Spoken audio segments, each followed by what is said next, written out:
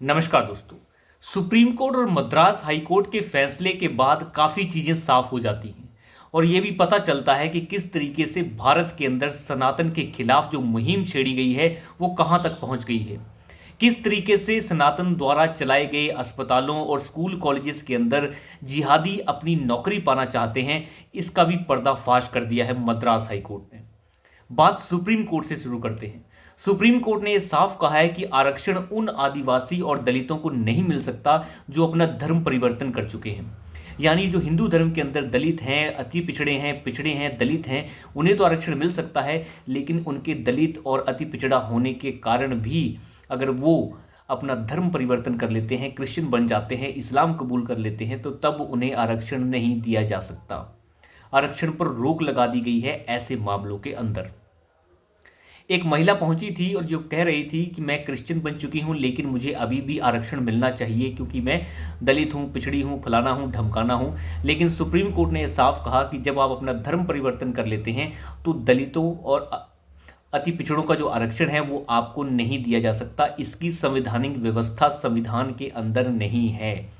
संविधान ने व्यवस्था केवल पिछड़ों, अति पिछड़ों, दलितों के लिए की है, जिसमें आरक्षण उन्हें दिया जाता है। और दलित, अति पिछड़े पिछड़े जो हैं वो केवल हिंदू धर्म के अंदर होते हैं। इस्लाम के अंदर इसका कोई प्रावधान नहीं है और क्रिश्चियनिटी के अंदर भी इसका कोई प्रावधान नहीं है।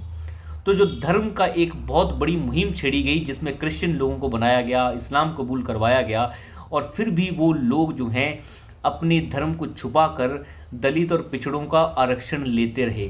तो इसके ऊपर सुप्रीम कोर्ट ने एक अच्छा खासा सुप्रीम हंटर चला दिया है।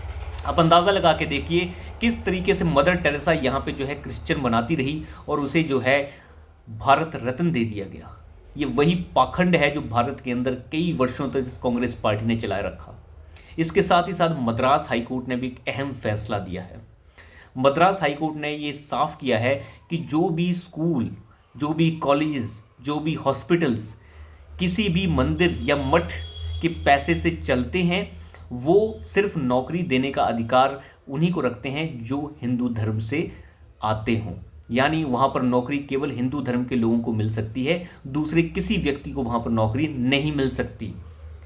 वहाँ पर एक व्यक्ति पहुंचा था जो कह रहा था मुझे असिस्टेंट प्रोफेसर की नौकरी चेन्नई के एक कॉलेज में चाहिए जो कॉलेज मंदिरों के पैसे से चलता है, और उसने वहाँ पे जाके हवाला दिया। बेशर्मी देखिए आप इन लोगों की। सोहेल ने ये वहाँ पर जाके दावा किया कि संविधान के अंदर ये प्रावधान है कि अगर कोई भी व्यक्ति अगर नौकरी पाना चाहता है तो धर्म के आधार पर उसके साथ कोई भी द्वेष नहीं किया जा सकता। लेकिन सुप्रीम कोर्ट ने उसे याद दिलाया, मद्रास हाई कोर्ट है, मद्रास हाई कोर्ट ने ये साफ कहा कि संविधान का इसमें कोई उल्लंघन नहीं है। जो भी कॉलेज, हॉस्पिटल या फिर स्कूल किसी मंदिर के पैसे से चल रहा है, वहां पे नौकरी करने का अधिकार केवल हिंदू धर्म के लोगों को है, क्योंकि वो सरकार के पैसे से नहीं चल रहा है।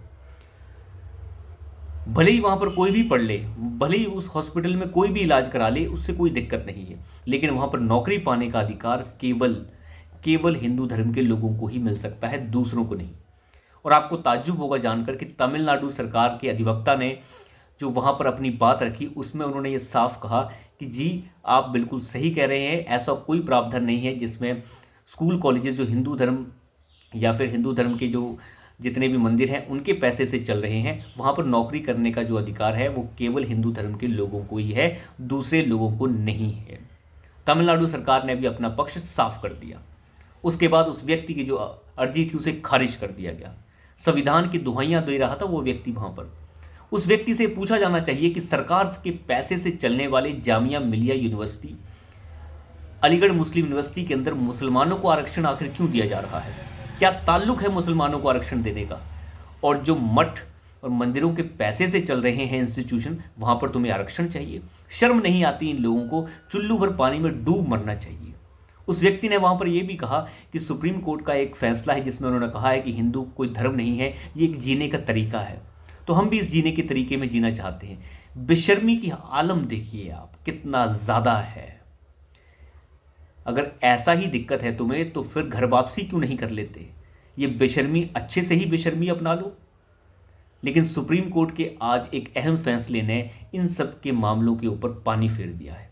सुप्रीम कोर्ट का ये साफ कहना है कि जिन लोगों ने भी हिंदू धर्म छोड़कर, जो दलित थे, पिछड़े थे, अति पिछड़े थे, अगर उन्होंने अपना धर्म छोड़ दिया है और वो क्रिश्चियनिटी को अपना रहे हैं, इस्लाम को अपना रहे हैं, किसी और को अपना रहे हैं फलाने ढमकाने को, तो उसके बाद उन्हें वो आरक्षण नहीं मिल सकता जो हिंदू धर्म के अंदर है, जो दलितों, अति पिछड़ों के लिए है। क्योंकि मुसलमान बनने के बाद आप जो हैं स्वेच्छा से अपने आप को दलितपन से हटा रहे हैं, आप अति पिछड़े से दूर जा रहे हैं, क्योंकि आप धर्म बदल रहे हैं।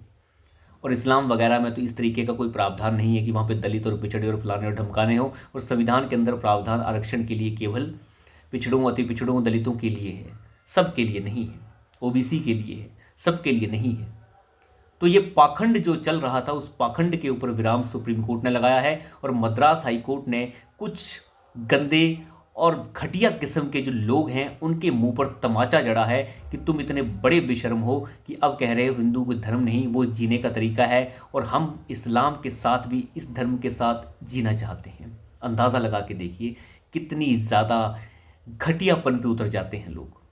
लेकिन मद्रास हाई कोर्ट के फैसले ने एक तमाचा जड़ा है और बताया है कि जो हिंदू धर्म के पैसे से चल रहे इंस्टीट्यूशन हैं उनके अंदर नौकरी करने का अधिकार केवल हिंदू धर्म के लोगों को है, दूसरों को नहीं मिल सकता।